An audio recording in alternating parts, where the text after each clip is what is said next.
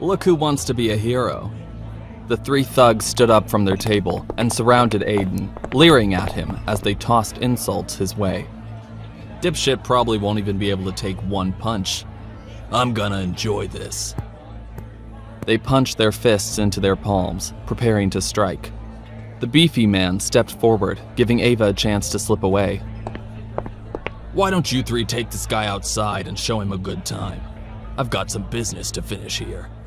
He snapped his fingers, and the three thugs suddenly grabbed Aiden by the shoulders, dragging him out into the alleyway. At least this way the fight won't get caught on camera, like the one at the Sapphire Club, Aiden thought to himself.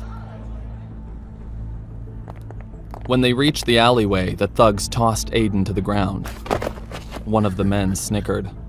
So, any last words? Aiden pulled himself up from the ground, wiping dirt from his chin. Huh. You're the ones who are gonna need last words. Without wasting another second, Aiden roundhouse kicked the thug in the chin, sending him flying into the air. He landed square on his back with a loud thud.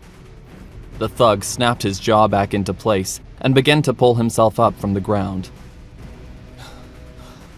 You're gonna pay for that. A second thug charged at Aiden, grabbing him by the waist and slamming him into the wall of the alley. Aiden felt his skull clatter against the wall. He started to see stars. The second thug reeled back his fist, but right as he threw his punch, Aiden dropped down to the ground.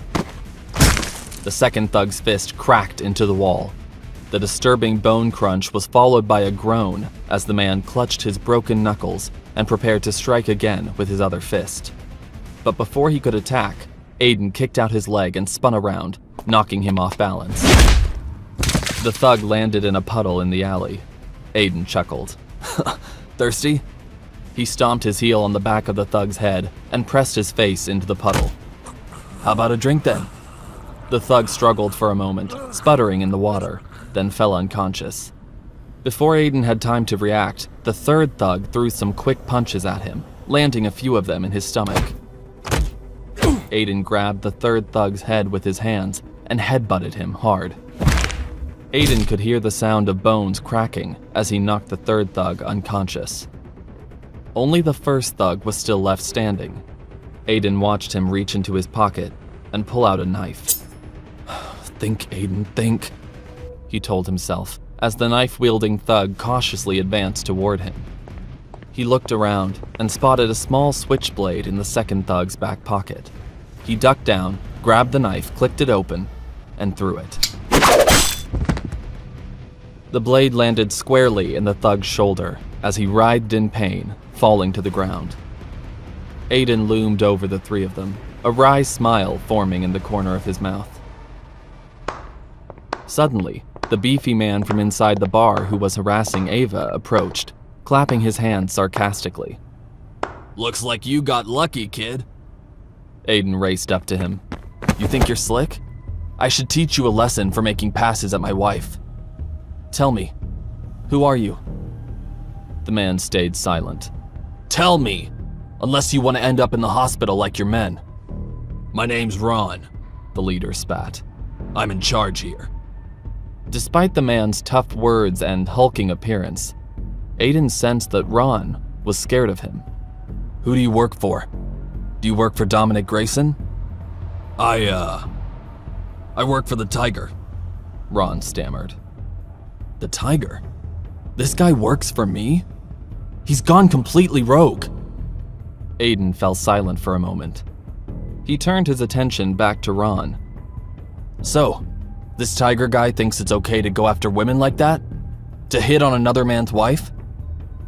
Ron scowled. The Tiger's dead, and all Dominic Grayson cares about is taking out Maximilian Castor. We can do whatever we want, and Dominic won't even notice. We take our orders from no one now. Aiden reeled. So this is what's become of the Tiger Group in my father's absence? I have to do something. I can't have my men acting like renegades. There's always been honor among thieves in our organization. He released his grip on Ron. Get yourselves to a hospital. Send the bill to Cyrus Shaw's office. He'll take care of it. Ron shuddered. Wait, you know Cyrus? Aiden froze. Maybe I've said too much. He scrambled for an excuse. I'm also a member of the Tiger Group. Covert Ops. Rest assured, the Tiger has returned. Ron's eyes went wide. Really? The Tiger's back? Well then, I owe you an apology. We never attack our own kind. He extended his hand. Aiden shook it. Go. You'll learn more soon. Aiden gestured to the exit of the alley with his head. Ron nodded. I've got to win these guys' respect if I'm gonna lead this group. Mercy is another weapon I can use. As Ron helped the other thugs back to their feet, Aiden headed back inside the bar to look for Ava. When he got inside, Aiden glanced around the bar, but couldn't spot Ava anywhere. Then he saw her. There she is. But who's she leaving with? Ava was leaving the bar arm in arm with a man he didn't recognize. They walked out the door and hopped into a car waiting outside. It sped off before Aiden could reach them. There you are. What happened to you? Aiden felt a hand clap him on his shoulder. He whirled around to see Kiki. She teased him viciously. Thought you could order all these drinks and then just dine and dash? I told you I can pay. Aiden folded his arms over his chest. Suddenly, Kevin appeared. Yeah, right. On a delivery boy's salary? Fat chance. Why don't we just pick this one up? Aiden scowled. Without wasting a moment, he whipped out his credit card, slamming it down on the bar. Close it up. He winked at the attractive bartender. The bartender ran the card, and within seconds, the tab was paid. Kevin and Kiki stood in shock. The bartender slid the card back across the bar. Before Aiden could take it back, Kiki snatched the card off the counter. Where'd you get a card like this? I thought these were for, rich people. She blinked at Aiden, unsure of what to say. Aiden Gibson? She shook her head. Hang on, you were Aiden Callahan, and now you're Aiden Gibson? Aiden snatched the card back, slipping it into his wallet. Aiden Callahan was the name they gave me at the orphanage. But my real name is Gibson. That's all there is to it. Kevin smirked. So what, you just forgot your real last name? Suddenly, Eric, Aiden's coworker, also approached. Yeah, did that orphanage make you lose some brain cells? Aiden exhaled sharply. I was 5. If you'd been through what I had been through, you might have the same problem. Aiden's words made everyone fall silent, as if they suddenly felt guilty about their actions. As he tucked his wallet away in his pocket, Aiden couldn't help but wonder about Ava. I'm sorry, I have to go. You're welcome for dinner. Without saying another word, Aiden left the bar. Aiden raced back home to the Stone family mansion, pulling up to the curb. As he did, he noticed something strange. Is that... Yeah, that's the car I saw Ava leave in at the bar. Aiden parked the car, switching the engine off. He stepped out, heading to the front door of the mansion. As he did, he spotted some familiar faces in the front window.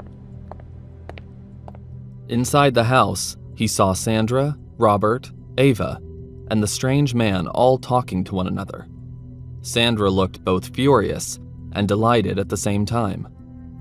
Wonder what's got her in such a mood, Aiden thought to himself. He let himself in through the front door. Sandra, Robert, and Ava were all in the den.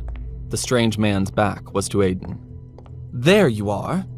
Suddenly, Sandra's shrill voice pierced the quiet. She brushed past the strange man, racing over to Aiden. How dare you show your face in this house? Have you no sense of decency? Aiden raised his hands defensively. Whoa, what's going on? Sandra crossed her arms. First it was the incident with the Sapphire Club, and now this? Sandra gestured to Ava. Ava was standing beside Robert. Tears were streaming down her face. My daughter, my only daughter, was harassed in a bar and you just left? Sandra tapped her foot, impatiently waiting for an answer. Mrs. Stone, I didn't leave Ava. A group of thugs dragged me out. What's the difference? You left her completely on her own to fend for herself. Sandra sidled up to the strange man, wrapping her arms around him. It's just a good thing Craig was there to make up for your shortcomings. Aiden huffed. So this is the famous Craig. He sized him up. Craig was handsome, for sure, but clearly a total douchebag. Pleasure to meet you. Craig sneered at Aiden. Aiden ignored him, glaring at Sandra. Mrs. Stone, I took down those guys who were harassing Ava. I stood up for her. When I came back inside the bar, she was gone. Sandra exhaled sharply, yelling sarcastically. Well, it's too bad nobody caught this fight on video. At least then I might believe you. Aiden sighed. I made it a point not to get it on video because you were so upset the last time. Sandra scoffed. Huh, that's a convenient excuse. What can I do to prove it to you then, huh? Tell me and I'll do it, Aiden said firmly. Nothing. Absolutely nothing. Then she smiled wickedly. Fortunately, we already have the perfect solution.